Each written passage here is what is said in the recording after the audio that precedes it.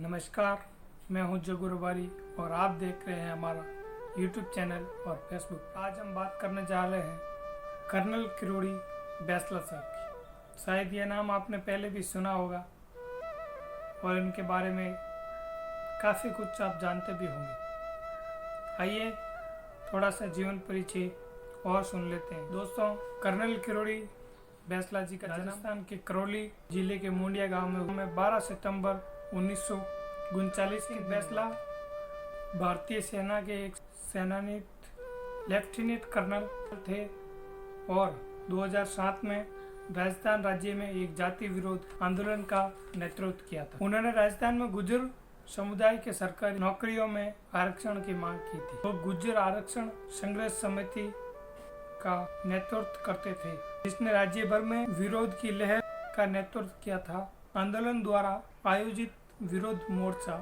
के कई बार नागरिक अधिकारियों के साथ हिंसक झड़प भी हुई थी और इसके साथ ही सरकारी संपत्ति को भी नुकसान हुआ था। 2007 में नागरिक और अधिकारियों के साथ हिंसक झड़प हुई थी। 2007 में बैसला ने एक विरोध का नेतृत्व किया, जिसमें पुलिस के साथ संघर्ष में कुल 27 लोग मारे गए थे और 2007 इस तरह की झड़पों में कुल 43 लोग मारे जा चुके थे, जिनमें से अधिकांश प्रदर्शनकारी थे।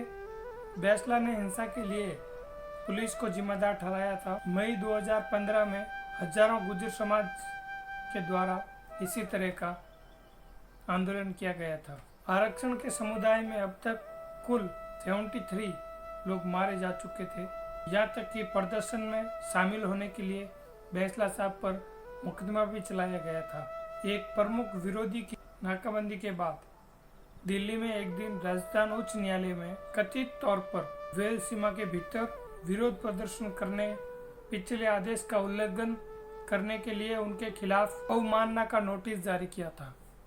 वार्ता के 5 के बाद 25 दिनों में प्रतिनिधियों के साथ बैसला साहब की मीटिंग राजस्थान के मुख्यमंत्री श्रीमती वसुंधरा राजे के साथ हुई। इसमें गुर्जर समुदाय का दर्जा सम्मानित किया जा रहा था, जिसमें विशेष आरक्षण की बात हुई, लेकिन वो बात नहीं बनी। गुर्जर समाज ने आरक्षण के लिए धरना प्रदर्शन जारी रखा और आखिर जो अंत में फैसला आया था वो था फरवरी 2019 को गुर्जर समाज को 5% आरक्षण दे दिया गया था। अब आइए हम थोड़ा सा जान लेते हैं उनके जीवन के परिचय के बारे में। एक शिक्षक के रूप में काम शुरू करने के बाद किरोड़ी सिंह बैसला अपने पिता के नक्शे कदम पर चलते हुए एक सिपाही के रूप में सेना में भर्ती हुए थे, जिन्होंने ब्रिटिश भारतीय सेना में सेवा की। उन्होंने भारत चीन युद्ध को भी लड़ा था। भारत पाकिस्तान युद्ध 1962 और 1965 के युद्ध का बंदी बना दिया गया था। बाद में सेना ने उन्हें जिब्राल्टर की चट्टान का नाम दिया था। बाद में उन्हें अधिकारी के पद पर पदोन्नत किया गया और बाद में वो लेफ्टिनेंट कर्नल बन गए। यह एक अनुमान लगाया जा रहा है कि उनकी सैन्य पृष्ठभूमि ने गुर्जर विरोध को इतनी सटीकता के साथ बड़े पैमानों पर आयोजित करने के लिए सक्षम बनाया होगा, जो उनकी विशेषताएं थी। बैसला साहब का परिवार राजस्थान के करौली जिले में हिंडोन तहसील में रहते हैं। वह मुंडिया गांव से लमसम 30 किलोमीटर है। वह लाल पगड़ी और सफ़ेद कपड़ों की पारंपरिक पोशाक में रहते थे। उन्होंने एक बार कहा था कि एक गोली और एक पत्र मुझे देकर हटा सकते हैं। उनका मानना था कि इस काम में उनके शामिल होने का कारण यह है कि उनके बच्चे बच गए हैं और अब अपने बड़े परिवार के बारे में सोच सकते हैं।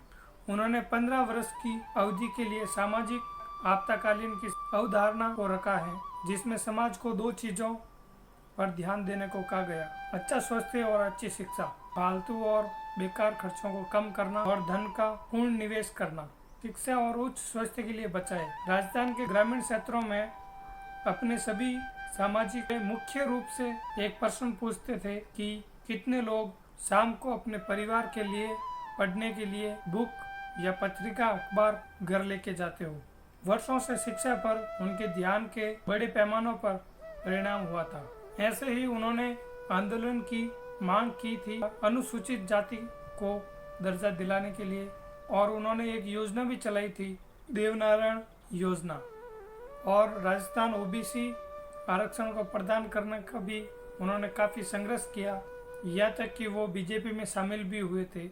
10 अप्रैल 2019 अमित शाह उपस्थिति में वो बीजेपी में शामिल हुए थे।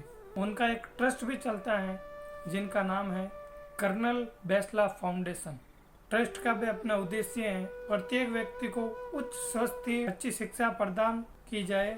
एक फाउंडेशन विशेष रूप से दहेज आदि जैसी सामाजिक बुराइयों पर अंकुश लगाने और युवाओं को एक उज्जवल भविष्य के लिए शिक्षित और सक्सेस बनने पर केंद्रित है। कैसा लगा आपका बैसला साहब का जीवन परिचय, हमें कमेंट करके जरूर बताएं।